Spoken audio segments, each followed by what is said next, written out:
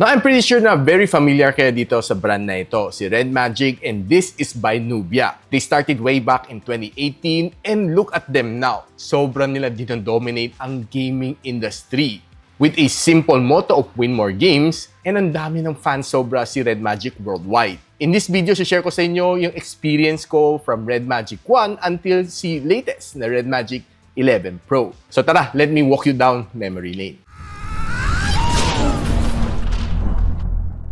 Now, to si Redmagic, they started way back in 2018 with a simple na motto na win more games. And behind that, ang goal nila is to dominate ang gaming industry, which they have already done so right now. And hawak ko right now si Mora, yung pinaka-main character nila. And meron pa ako ditong patch ng Redmagic. Iba talaga pag fan, no? One thing na sobrang gusto ko kay Redmagic, sobrang simple lang ang goal nila. Nakikita naman natin, no? Kasi halos lahat naman ng Redmagic na hawakan natin dito sa aking channel. And nakita natin yung kanyang progress. One thing na sobrang gusto ko kay Redmagic is they don't charge price premium for their gaming phones. Unlike the other brand na they try to be the iPhone ng gaming industry, but sad to say, parang medyo naglaho sila and hindi ko na sila masyado naririnig right now. Unlike si Redmagic, tuloy-tuloy ang labas nila. And honestly, I appreciate yung mga technology na pinapasok niya sa kanilang mga smartphones. From gaming fan to gaming cooler. And right now, umikot pa yung kanilang gaming liquid sa likod. Ang tawag nila doon is the aqua cooling technology.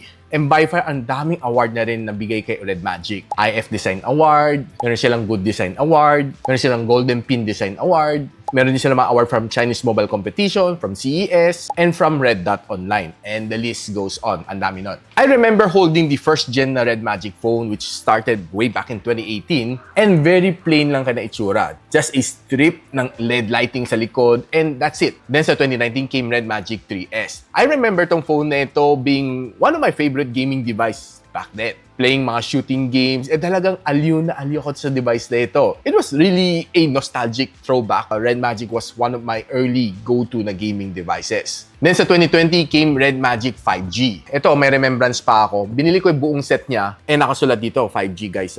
This one comes with a docking station, e-sport handle, meron pa siyang handle protector, and meron siyang tempered glass. Isang set siya by the way. Naalala ko, nabenta ko na yung phone na yun and wala nang siyang accessories inside. Ayun, walang laman. I just happened to keep the box. This is the first time sa 2020, I think for any smartphone na nag-release ng 144Hz na screen refresh rate. One of the industry's first one to release a 144Hz screen refresh rate. Itong si Redmagic 5G. It was good back then, good to have, pero I don't think there's any games that supports 144Hz. Then came along Redmagic 6, which ang dami ng iteration. No? May 6S, 6 Pro, and halos lahat man yan nakalikot naman natin here in my channel. And honestly, this is the first ever na naman nagkaroon ng 165Hz screen refresh rate. Which back then, siya na naman na una. Medyo gumanda ng kanyang design sa kanyang likod, which makita natin, no, medyo nag-evolve na konti from ni Redmagic 5G. Makita mo yung incremental pagganda yung kanyang design. Then came along Redmagic 7 series. And that one naman, masasabi ko sa inyo na it's the first one na nagkaroon ng 165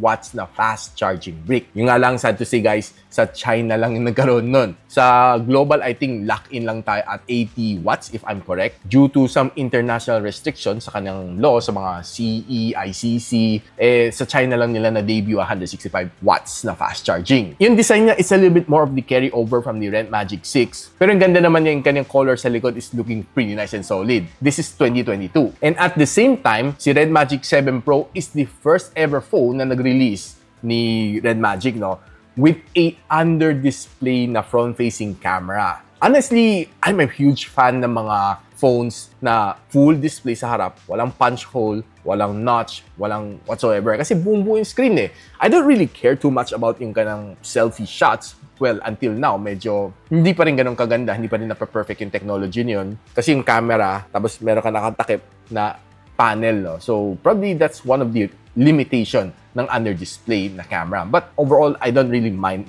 having a bad selfie but a good gaming device. That is the Redmagic 7 Pro. Pagdating naman sa Redmagic 8 series sa 2023, the Redmagic 8S Pro is the first one to have a 24 gig na memory, which is by far, that's the largest in the industry. I'm not quite sure kung meron mang tumapat sa kanya, no? Mostly makikita mo lately is mga 16 gigs. For me, it's quite exaggerated. It's nice to have, pero it's not a necessity. Kasi hindi mo naman talaga maubos ang buong 24 gigs eh. I'll be honest with you. And dyan, nagsimula rin ang medyo pagka-box type niya na gaming phone sa Redmagic 8 series. Then came along Redmagic 9 series at the end of 2023. Medyo naghahabol na sila. Si Redmagic 9 Pro has the first ever na vapor chamber that has a 10,000 RPM na fan. Ito yung pinaka-first ever nagkaroon sila ng heat dissipation na vapor chamber ng 10,000 mm cube.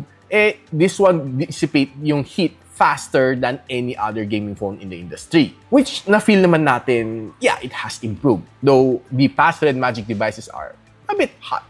2024, nakita natin si Redmagic 9S Pro. This is the first one nagkaroon sila ng frost color, which I personally like, pero I don't remember having that frost color kasi most of the time, nire-request ko is the color black kasi yun yung mas favorite color natin. And I'm not too much of a white guy.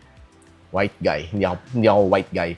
I'm not too much of a white color lover, but more of a black color lover. Then 2024 came the first ever na tablet ni Redmagic, which is the Nova gaming tablet.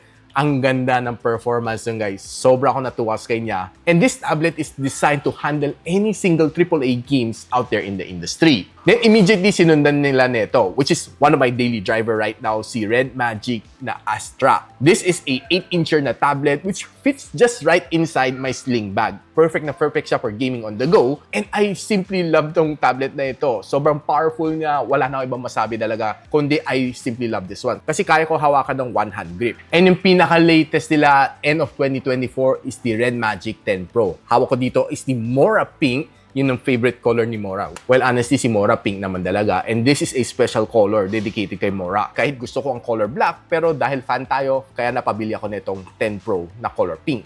Though pink is not my favorite color. FYI. This is the first ever nagkaroon sila ng liquid metal cooling technology which is present inside mga gaming laptops. Dineploy nila inside a gaming phone. And right now, 2025, nagkaroon sila ng Redmagic Air, which is one of the thinnest na gaming phone out there in the industry. Well, honestly, it's a little bit hot pero papunta na naman sila doon and papagandahin nila for sure ang kanyang cooling technology inside the Redmagic Air. Despite it being thin, pero it can definitely game. And of course, the latest right now na i-reveal natin sa iyo is the Redmagic 11 Pro. The first ever na may aqua core cooling technology. Yung nakita mo parang spinner sa likod. Those are liquid metal cooling na liquid na umiikot sa likod ng iyong smartphone to dissipate yung init coming from the CPU palabas ng smartphone, giving you a cooler experience, especially pag naglalaro kayo ng mga AAA games. Now, with that said, guys, napakita ko na sa inyo ang brief history ng Redmagic, everything that I've touched from Redmagic, kamusta naman naging experience ko. I really had a nice time na nakapag-enjoy ako ng Redmagic through the years. Nakita ko yung kanyang evolution and it was really, really great. Starting from nobody nung Redmagic 1 until right now, si Redmagic 11 Pro. Ang ganda ng kanyang incremental na pag-progress, di ba? Now, guys, kayo, anong gamit ninyong Redmagic device? Gusto ko malaman yon and let me know in the comment section below. And if you're interested to know about the Redmagic 11 Pro, don't forget to subscribe sa akin channel and manonotify kayo once na in-upload ko na ang full review natin ng Redmagic 11 Pro. So paano yan? Hanggang dito muna ako and I'll see you on my next video. Peace out.